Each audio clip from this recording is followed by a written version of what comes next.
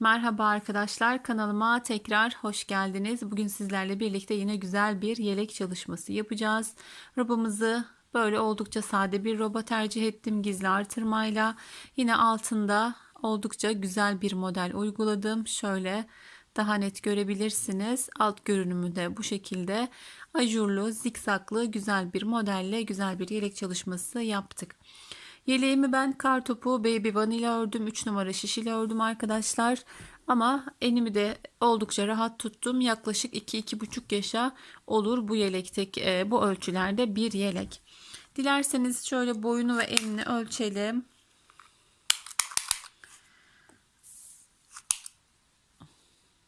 Şöyle tuttuğumuzda 38 santim boyu arkadaşlar.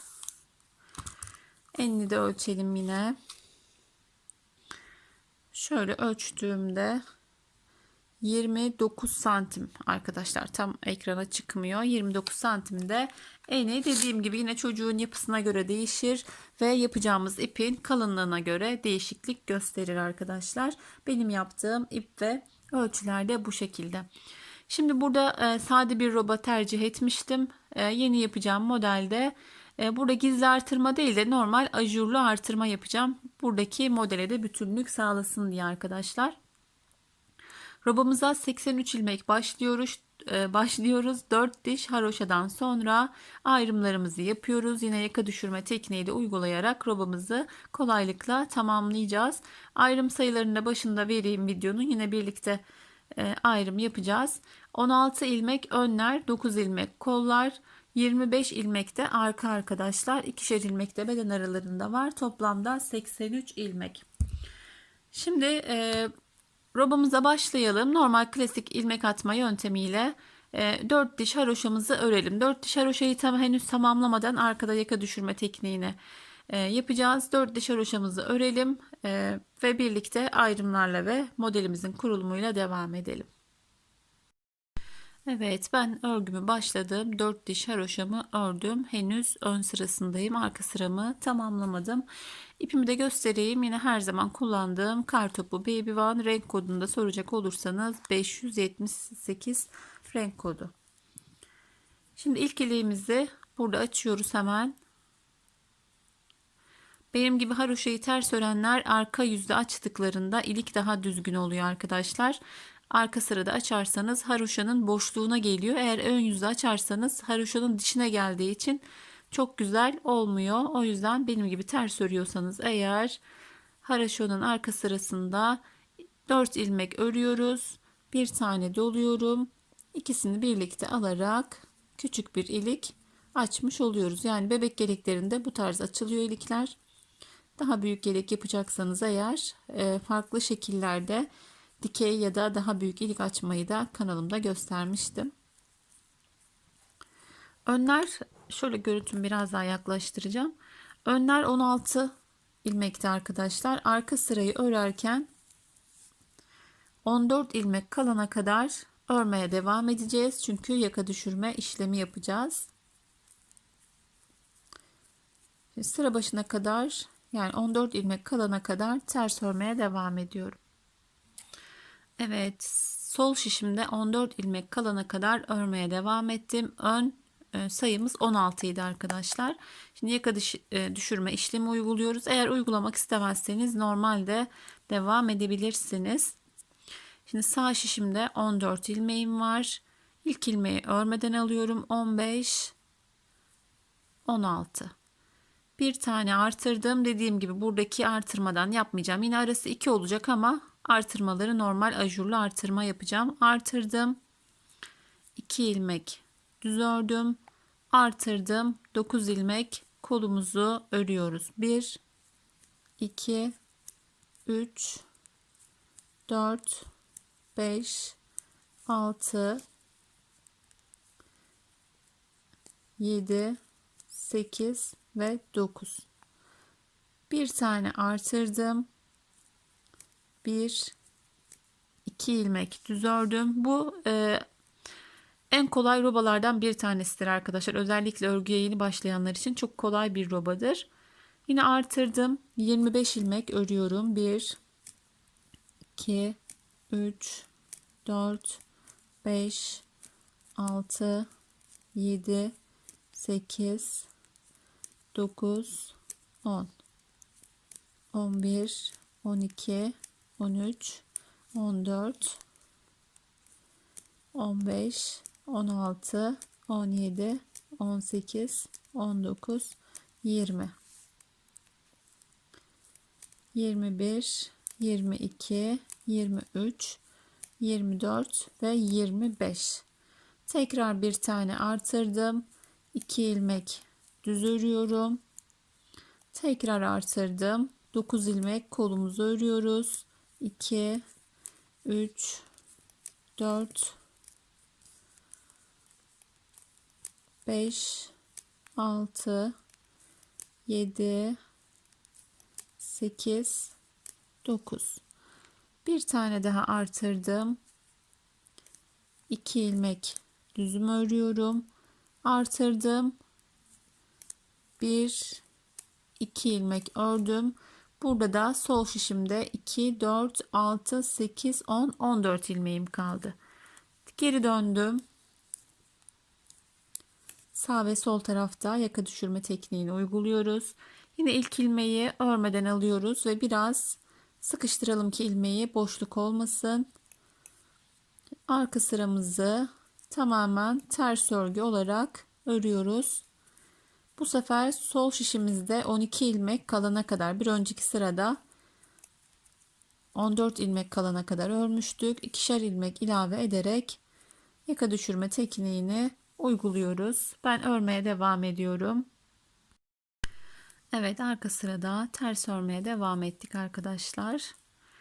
Bakın, döndüğümüz yere kadar geliyoruz öncelikle.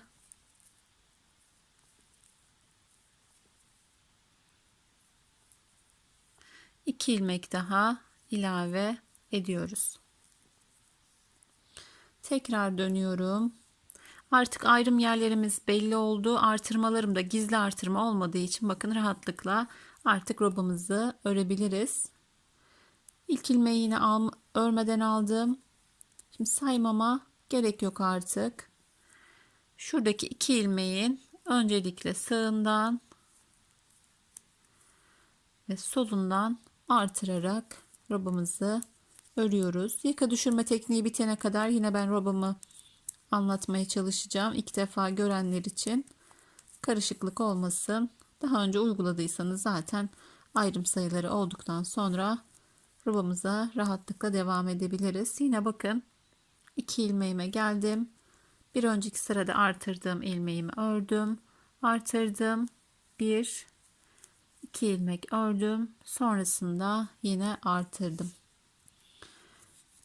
Arkadaki ilmeklerimi örerek devam ediyorum. Tamamen düz örgü.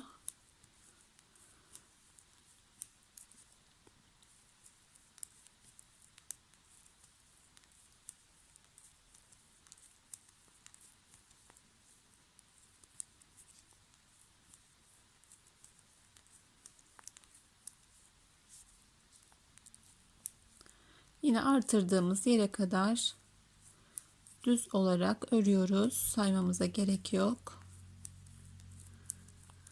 Bakın, artırdığım yere geldim. Artırdığım ilmeğimi düz ördüm. Artırdım. 2 ilmek düz.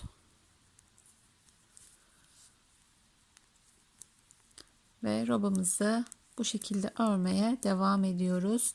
Biraz hızlandırıyorum çünkü tamamen ters örgü. Yaka düşürme tekniği bitene kadar anlatacağım robamı yine. Artırdım. 2 ilmek düz. Artırdım. 1, 2. Bakın, döndüğüm yer zaten çıkıntı olarak belli oluyor. Buradan da robam öne 2 ilmek ilave ettim. Şu an 12, 2, 4, 6, 8, 10, 12 ilmeğimiz kaldı arkadaşlar. 7 ilmek kalana kadar bu işleme devam ediyoruz. Yine ilk ilmeğimizi örmeden alıyoruz döndükten sonra. Arka sıramız tamamen ters örgü. Arka sırayı ters örerek geldim yine. Son 2 ilmeği ördüm. Buradan yine 2 ilmek ilave ediyorum. Sol şişimde 10 ilmeğim kaldı arkadaşlar. Bir sonraki dönüşte 3 ilmek alarak 3 ilmeğimizi örerek yaka düşürme işlemini bitireceğiz artık. Geri dönüyorum tekrar.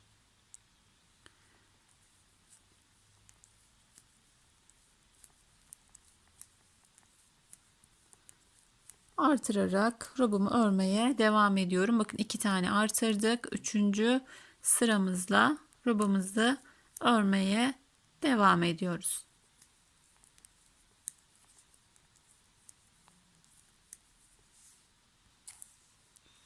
Söylediğim gibi oldukça kolay bir roba.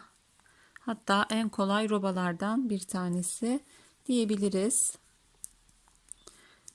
İlk yaptığımda dediğim gibi gizli artırma tercih etmiştim. Hatta örülmüş bir robam vardı elimde. Model çok hoşuma gitti. Hemen altına uyguladım. Ama sade geldi. Böyle ajurlu yaparsam dedim örgü yani modelle bütünlük sağlayacağını düşünerek videoda bu şekilde tercih ettim. Ama siz istediğiniz robayı çalışabilirsiniz arkadaşlar. Altına model sayısını veriyorum. O şekilde ayarlayarak istediğiniz robanın altına da uygulamak mümkün. O sizin tercihinize kalmış. Ben hani hoşuma giden modelleri yelek altında uyguluyorum ki sizlere de fikir olsun. Hem sayılarını da ayarlamış oluyorum. Çünkü her model için farklı bir sayı gerekiyor arkadaşlar. 2 yaş için 140 yaptığımız modeller oluyor. 160 hatta 167 yaptığım bir model vardı ama bu kadar geniş değildi. O yüzden ayarlıyorum, sizlere de sunuyorum ki rahatlıkla uygulayın ve yapabilin diye. Çünkü bazı model çok topluyor, bazı model çok açıyor. Aynı sayılarda yaptığımızda yani her modeli aynı sayıda zaten yapmak mümkün değil. Bazen 10 ve katları oluyor, 5 ve katları oluyor. Bazı modeli de tek sayı ya da çift sayı olarak kurmak yeterli geliyor arkadaşlar. O yüzden her model yeni bir sayı gerektiriyor. Bakın burada en çok karıştırabileceğiniz yer artırmaları kaydırmak olur ama 2 ilmeğin hemen başında ve sonunda artırırsanız böyle bir sorun da yaşamazsınız.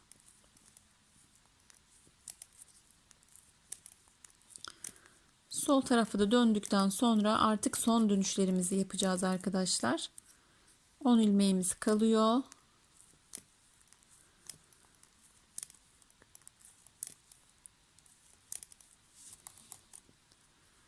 Bir tane doladım. 2 tane ördüm. Tekrar doladım.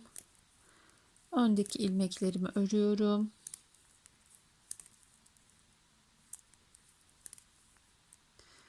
Son ilmeğimi ördüm. Buradan da 2 ilmek ilave ettiğimde sol şişimde 10 ilmeğim kalıyor arkadaşlar. Şimdi dediğim gibi bu sırada son kez dönüş yapacağız. Sonrasında normal satır başlarına kadar gelerek robamızı normal bir şekilde örmeye devam edeceğiz. Evet, yine başa geldik arkadaşlar. Arka sıramı tamamen ters ördüm. Şöyle 2 ilmeğim kaldı. Son ilmeği 2 değil de 3 olarak dönüyoruz ve bitiriyorum. Dilerseniz 2-1 şeklinde de yapabilirsiniz. Ama ben kalan 3 ilmeğimi ördüm. 2, 4, 6, 7. 7 kenar patım kaldı. Buradaki dönüş işlemini tamamladık. Yine artırarak devam ediyorum. Söylediğim gibi sol kenarda da dönüşümüzü yapalım. Sonrasında ben robamı örmeye devam edeceğim. Bakın şimdiden 3 artırmamızı yaptık. 4. artırmamı da yapıyorum. Tekrar artırdım. Koldaki ilmeklerimi düz olarak örüyorum.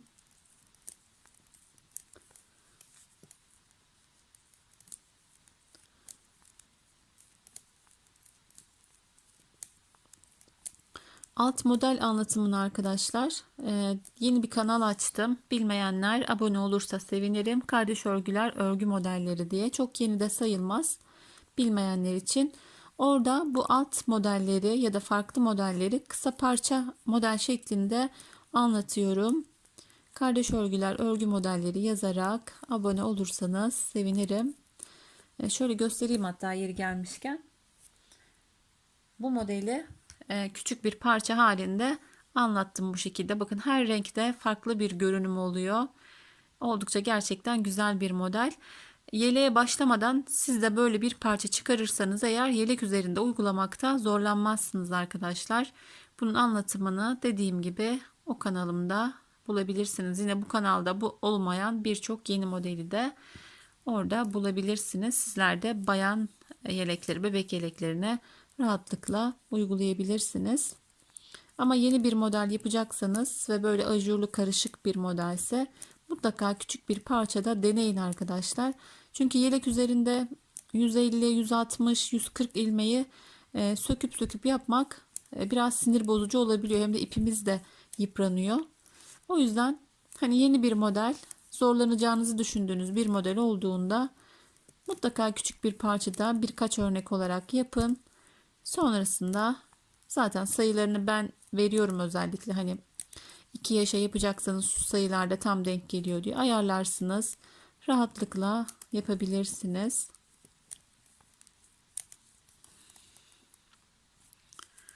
Bu renkte de oldukça göstereceğini düşündüğüm bir model.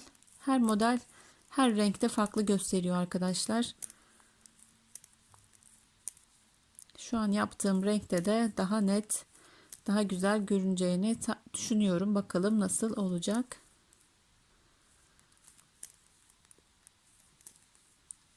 Artırdım. 2 ilmeğimi düz ördüm. Tekrar artırıyorum. 7 ilmek kalana kadar örüyoruz. Sağ tarafta tamamlandı dönme işlemimiz.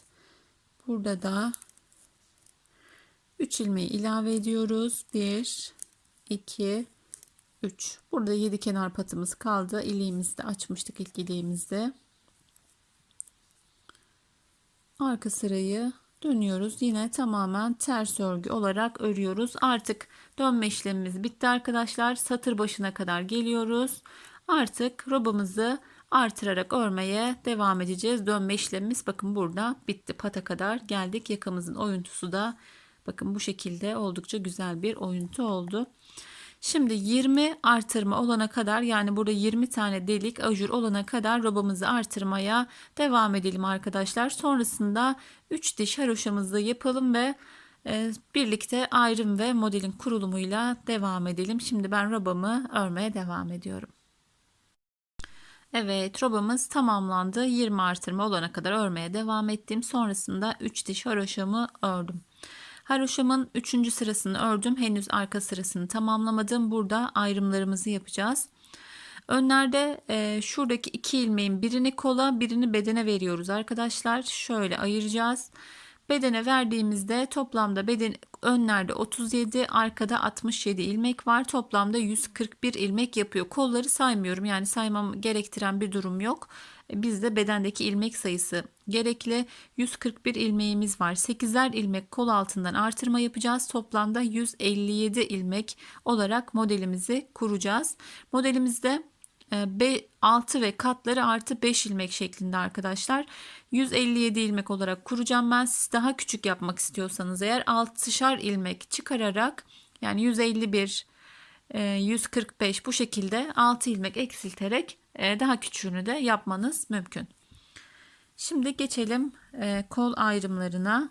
Her yelek yaptığımda gösteriyorum. Normalde ayrım yapabilirsiniz. Ama ben kendi yaptığım şekliyle şöyle kısaca bir kolda göstereceğim.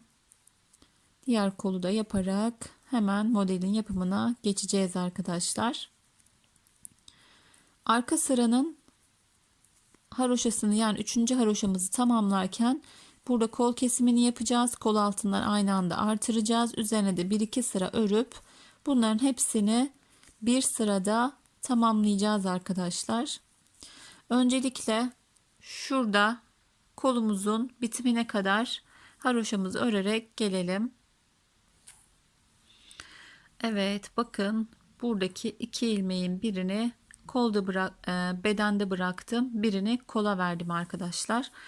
Şimdi şöyle görebilirsiniz. Arka sırayı ön ve kolu örerek geldim. Şimdi geri döndük. Bakın ipimiz şöyle tekrar göstereyim, kafanız karışmasın. Haroşamızın arka sırasında önü ördük, kolu da örerek geldik. Şimdi geri döndük. Burada kolun kesimini yapacağız. Kol kesimini ne çok gergin ne çok bol yapıyoruz arkadaşlar. Rahat bir şekilde kol kesimini yapıyoruz. Şöyle bir iki tane başlayayım. Sonrasında kesmeye devam edeceğim. Böyle hem düzgün hem de rahat bir kol kesimi yapıyoruz. Klasik kesme yöntemiyle. Yine kanalımda farklı kesme yöntemleri, tırtıklı kesme tekniği bulabilirsiniz. Yapmak isterseniz eğer kardeş örgüler kesme tekniği yazarsanız farklı şekillerde kesmeniz mümkün olur. Bakın oldukça esnek. Çok da bol da bıraktığımız zaman ilmekler böyle pot durur arkadaşlar. Şimdi koldaki ilmekleri bakın şuradaki iki ilmeğin yine biri bedende biri kolda kalacak şekilde kesmeye devam edelim. Evet, kolumu kestim. Bakın oldukça esnek ve düzgün bir kesim yaptım.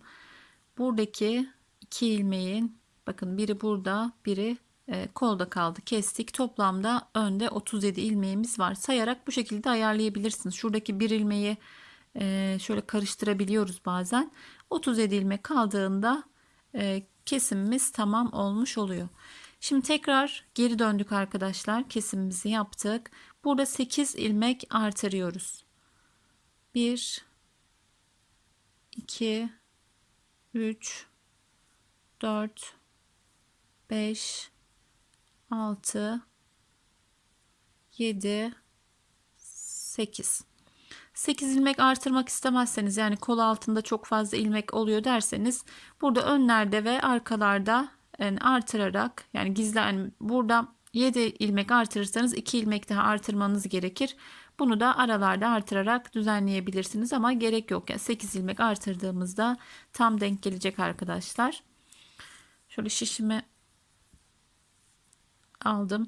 Bakın burada geri dönüp kesme işlemi yapmıştık. Şimdi örgümü birleştireceğim ama şuradaki çıkıntı görünümünü istemiyoruz arkadaşlar. İlk kestiğimiz ilmeği bu şekilde takıyoruz. Üçünü birlikte ördüğümüzde hem kol altı düzgün oluyor hem de oradaki görüntü de kaybolmuş oluyor. Daha da sağlam bir kol altı oluyor arkadaşlar. Şimdi yaptığımda göreceksiniz. Şu taktığımız ilmekler biraz zor alınıyor. Şöyle bir ilmeği, üçünü birlikte alıyoruz ki eksilme ya da artırma olmasın. Bir taneyi ördürdüm. Şöyle bir ilmek daha ördürüyorum. Tekrar geri dönüyoruz. Videoyu yavaş yavaş tekrar izlerseniz yapabilirsiniz arkadaşlar. İlk böyle bakıldığında birçoğuna karışık gelebiliyor ama şimdi bittiğinde göreceksiniz.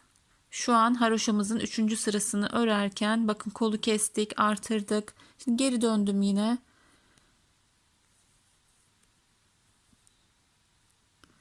İlmeklerimizi burada ters de örebilirsiniz. Kol altı daha düzgün olur. Artırdığımız ilmekleri örüyoruz.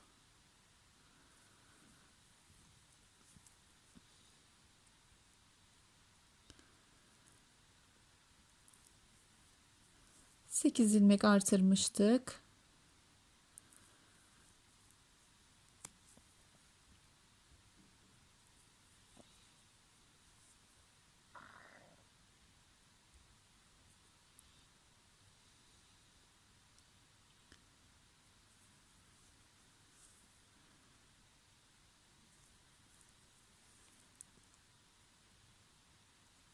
Artırdığımız ilmek biraz zordur, hiç sevmediğim yerlerden bir tanesidir kol beden ayrımı arkadaşlar. Birçoğumuz da benim gibi düşünüyorsunuzdur umarım. Şimdi şurada uzuyor ilmek. Bunu da ben sevmiyorum. Bu şekilde, yani bu şekilde de atabilirsiniz. Bu şekilde de atarak buradaki son ilmeğimle birlikte bunu da ördürüyorum arkadaşlar. Oradaki uzantı da bu şekilde kayboluyor. Şöyle bir ilmek de buradan ilave edelim. Bakın kol altı oldukça sağlam. Şuralarda bir ilmek uzaması olur. Hiç yine sevmediğim görüntülerden bir tanesi. Bu şekilde yaptığımızda düzgün bir kol kesimi yapmış oluyoruz. Tekrar şimdi geri döndük. Aynı üçüncü haroşamızı örüyormuş gibi düşünün arkadaşlar. Buradaki işlemi saymazsak. Geri döndük. Ve örmeye devam edeceğiz diğer kol kesimine kadar. Bunu yapmamın sebebi de ben de normalde kesiyordum. Sonraki sırada artırıyordum. Tabii ki ilk örgü yapmaya başladığım zamanlarda. Ama böyle model kuracaksam eğer çok zor oluyor arkadaşlar. Şimdi bu sırada hem artır hem model kur olmuyor. Eğer bu şekilde yaparsanız bakın zeminini hazırlamış oluyoruz. Modelimizi bir sonraki sırada rahatlıkla kurabiliyoruz. Eğer bu şekilde yapmazsanız şurada model başlangıcında bir iki sıra düz yapmanız gerekiyor. Yani kolun altını ayarlamak için birkaç sıra düz oluyor. Ben de bu görüntüyü sevmiyorum. Bu şekilde yaptığımda direkt modeli uygulayabiliyorum.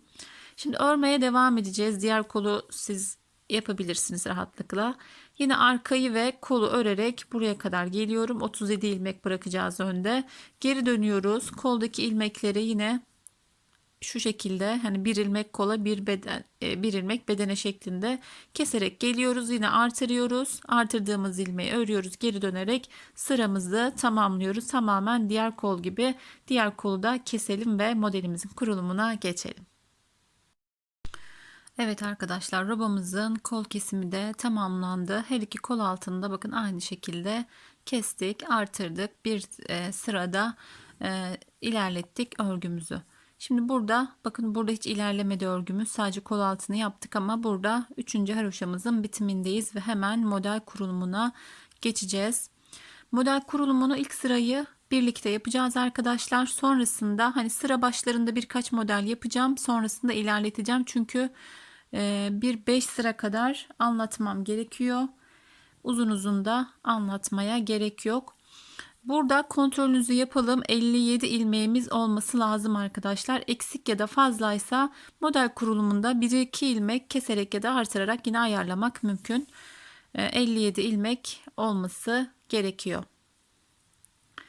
7 kenar patımı örerek başlıyorum. 2, 4, 6, 7.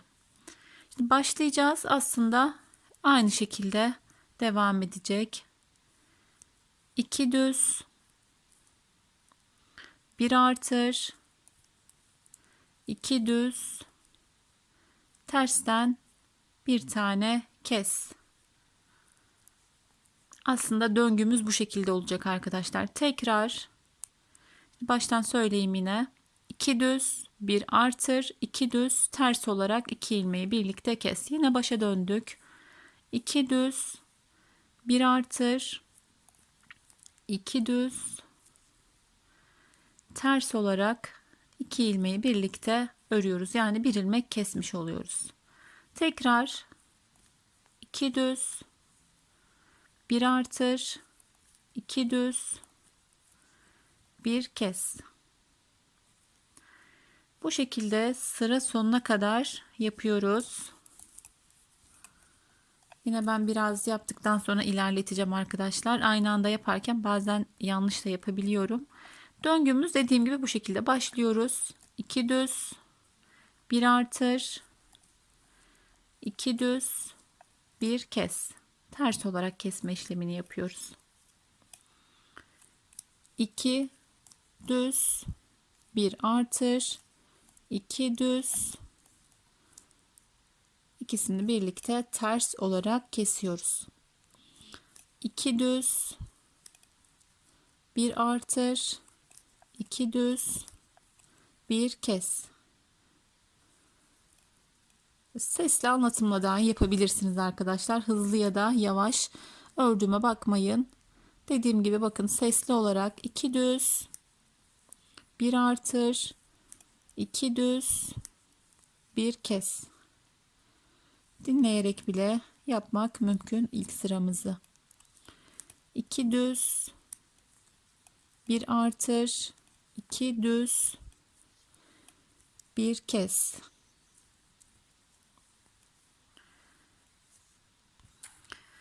Evet, aynı şekilde ben biraz ilerlettim arkadaşlar. 2 düz, bir artır, 2 düz, bir tane ters olarak kes.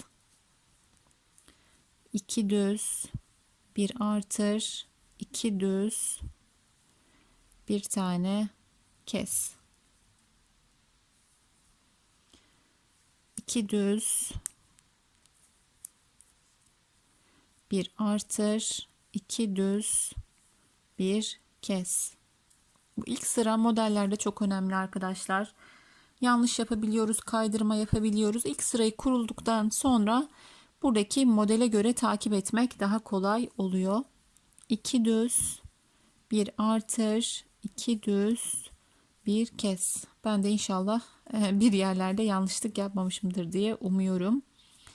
2 düz, bir artır, 2 düz, bir kes. 2 düz, bir artır, 2 düz, bir kes. 2 düz, bir artır, 2 düz olması gerekiyor arkadaşlar. Sol tarafta sağa doğru bir kesim yapıyoruz. Yine bakın artır ve 2 düz şeklinde bitiyor. Bu tarafta bu şekilde artırıyoruz. Son olarak bir düz, 2 ilmeği birlikte kesiyoruz. Yine sonda başta olduğu gibi 2 düz ilmekle modelimizi bitiriyoruz. İlk kurulumu yaptık. Bundan sonrası daha kolay olacak inşallah. 16 sırada iliğimizi açıyoruz arkadaşlar. Bu da robamızın bitimine denk gelmiş. Bakın haroşadan hemen önceki sırada 16. Sırada iliğimizi açmış oluyoruz. Başında söylemeyi unuttum. Kusura bakmayın. Şimdi arka sıramız tamamen ters örgü arkadaşlar. O yüzden bu da örgülerde büyük kolaylık sağlıyor. Önden ve arkadan işlem yapılmayınca arkayı tamamen ters ördüğümüzde bu bizim için kolaylık oluyor. Şöyle başlayalım. Gördüğümüz tüm ilmekler ters. Evet, modelde ilk sıramızı tamamladık. Az çok modellerimizin yeri de belli oldu arkadaşlar. İkinci sıramızda aslında birinci sıranın aynısı. İki sıra aynı şekilde devam ediyoruz. İki sıra ördüğümüzde de kaydırıyoruz arkadaşlar. Böyle bakıldığında karışık gibi görünse de aslında çok kolay. Dediğim gibi aynı devam edecek bu sıra ama kendiliğinden model önce sağ sonra sola doğru kayacak. 2, 4, 6, 7. Bakın yine aynı şekilde başlıyorum. 2 düz, 1 artır, 2 düz,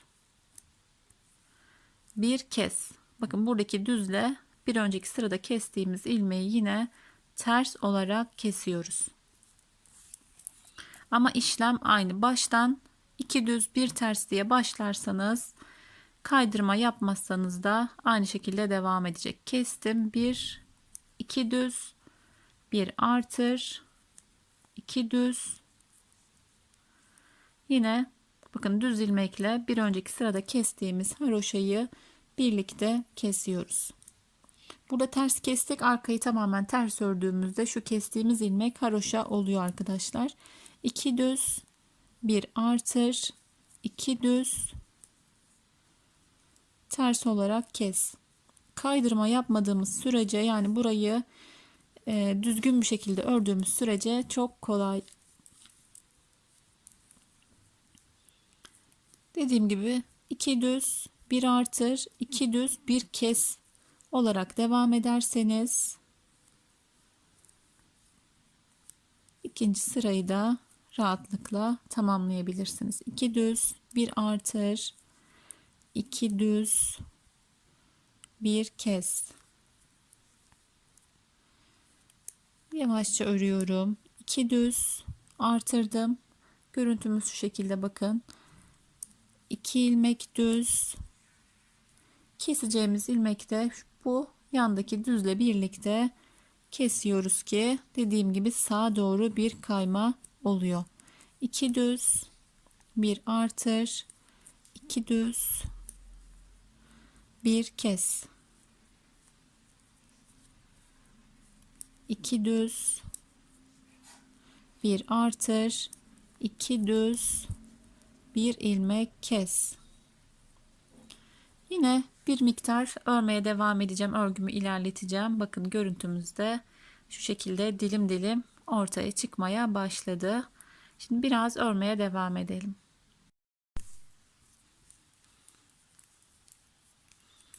Sona doğru devam ediyoruz. Artırdım.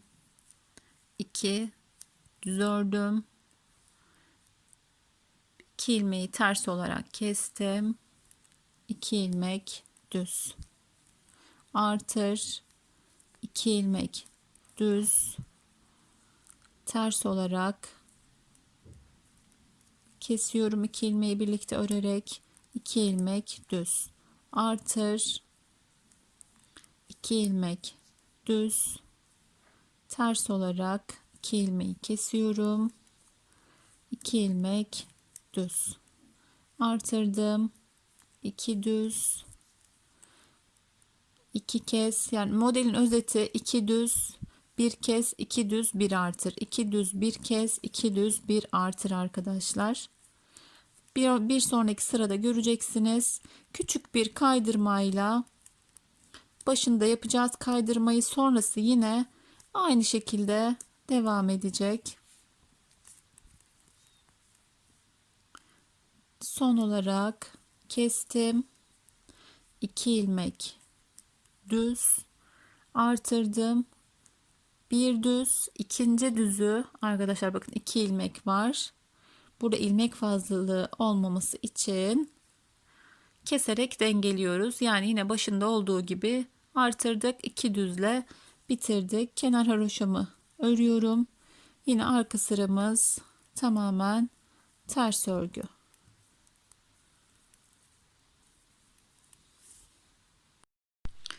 Evet, şöyle bakalım modelimize.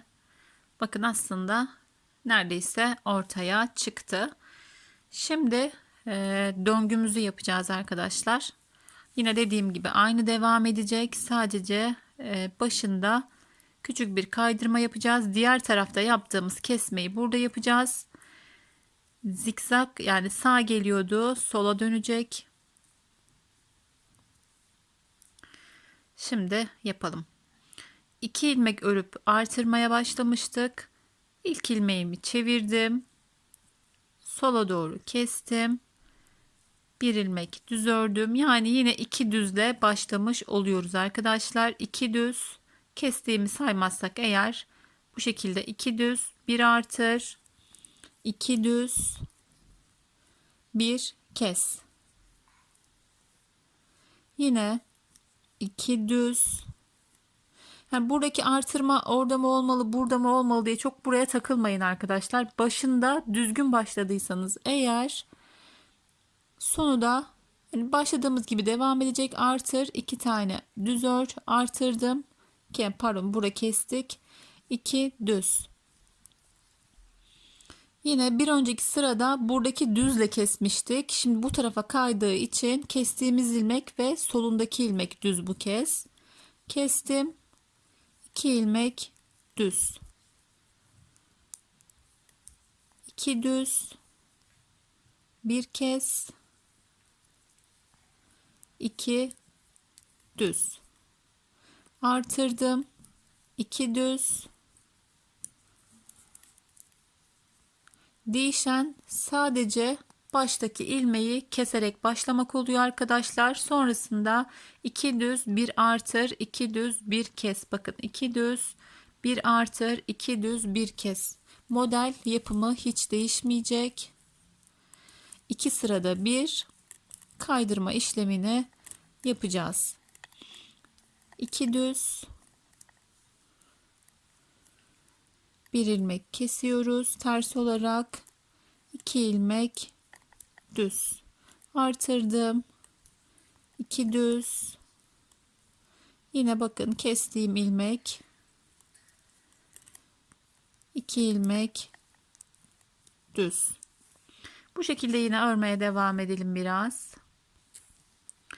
Evet, devam ediyoruz. Kestim son olarak. 2 düz, 1 artır, 2 düz. Bir tane kesiyorum.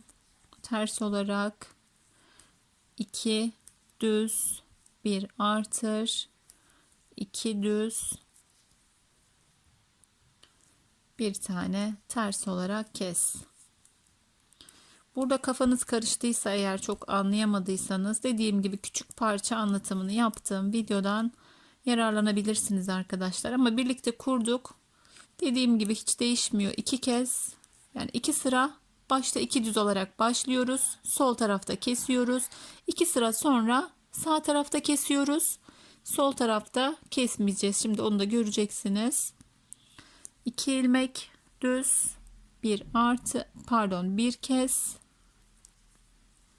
2 düz, bir artır, 2 düz, bir ilmek kesiyorum, 2 ilmek düz, bir artır. Bakın burada 2 ilmeğimiz kaldı bu kez. Burada kesme işlemi yapmıyoruz. Çünkü sağ tarafta yaptık başlarken. Yine arka sıramız tamamen ters örgü arkadaşlar. Şimdi bir sıra daha başlayacağız birlikte. Sonra diğer sırada, yani 5. sırayı da 3 sıra ördük birlikte. 5. sırayı da başlangıcını yaptığımda sanırım buradan sonrasını rahatlıkla ilerleyebilirsiniz. Şimdi arka sıramızı ters örelim ve 4. sıramızla devam edelim. 4. sıramızla devam ediyoruz. Bakın sola doğru zikzak yapmaya başladı. 7 kenar patımı haroşa olarak örüyorum öncelikle.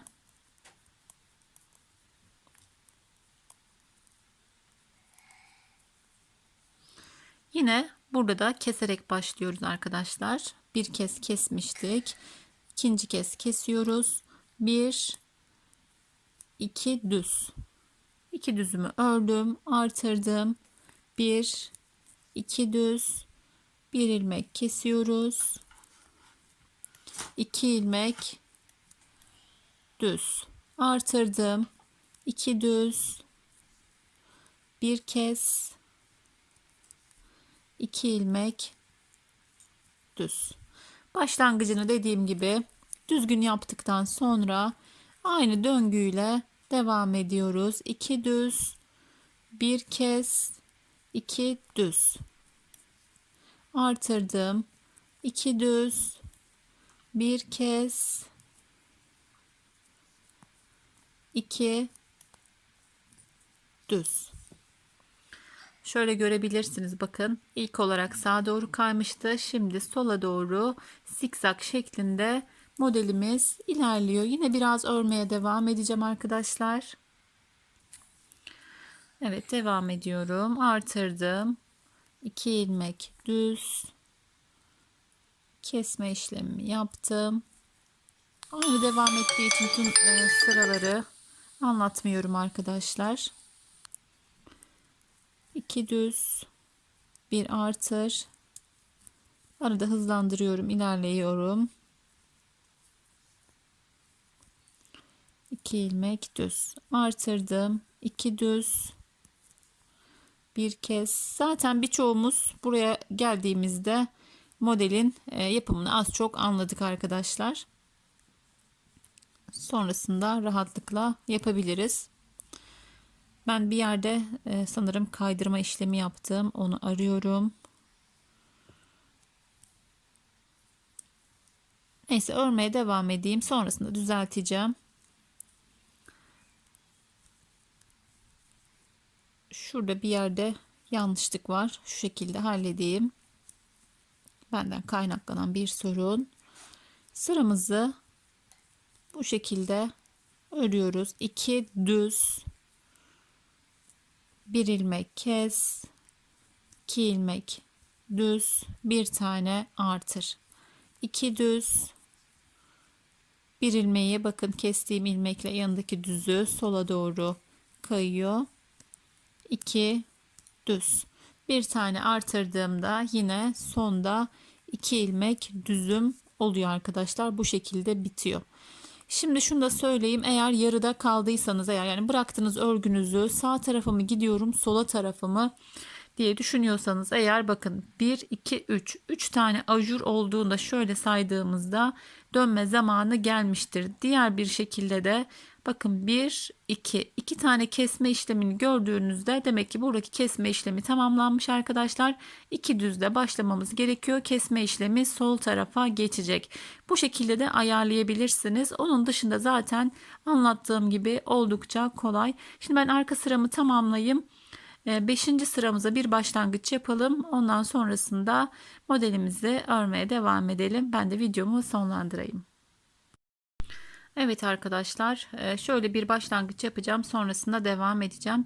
2 kez sağ, 2 kez sola doğru zikzağımızı yaptık. Şimdi yine aslında başa dönüyoruz. İlk başta yaptığımız gibi. Dediğim gibi birçoğumuz zaten hani modele eliniz yatkınsa, örnekli modellere birçoğumuz anladı bile, ama yine soru işareti kalmasın diye 7 ilmek kenar patımı ördüm. Bu kez bu tarafta kesme yapmayacağız. Sol tarafta yapacağımız için başlangıçta yaptığımız gibi 2 düz, 1 artır, 2 düz, 1 kes. Tekrar 2 düz, 1 artır, 2 düz, 1 kes. Evet, modelimiz bu şekilde. Yine dediğim gibi daha detaylı ve uzun anlatım yaptım. Videodan da yararlanabilirsiniz ama yani çok hani izlemenizde gerekeceğini düşünmüyorum. Yani çok da gerek duymayacaksınız. Çünkü başını yaptıktan sonra sıra sonuna kadar aynı şekilde devam ediyor. Burada kesmeden başladık. Sonda bakın bir ilmek öreceğiz. İkisini birlikte keserek bu şekilde örmeye devam edeceğiz. Evet arkadaşlar, boyunu da 16 sırada bir ilik açmıştık. Bakın son iliğimiz bir sıra haroşa ördükten sonra oraya denk geldi. Şöyle model olarak da sayarsak, yani çok model olarak sayılmıyor aslında. Dediğim gibi iliğe göre ayarlarsanız ya da böyle yeleğinizi bitmeye yakın üst üste koyduğunuzda boyu, eni kendini belli ediyor arkadaşlar. Daha uzun ya da daha kısa yapmanız mümkün ama 16 sırada bir ilik açtığımda iliğim tam modelimin bitimine denk geldi. Bu şekilde boyunu da ayarlıyorsunuz. Bitmiş bir yeleğim olduğu için ben burada videomu sonlandırıyorum. Yeşil, böyle mint yeşili gibi güzel bir yeşil, mavi olarak da görünebilir videoda. Başladım. Bu renkte başladığım yeleğimi de örmeye devam ediyorum. Bitmişini Kardeş Örgüler Instagram sayfamızdan görebilirsiniz arkadaşlar. Yine güzel ve kolay denilecek modellerden bir tanesini baştan sona sizlere anlatmaya çalıştım. Anlamadığınız bir yer olursa yine yorum bırakın, ben yardımcı olmaya çalışırım. Yapacak olan herkese şimdiden kolay gelsin.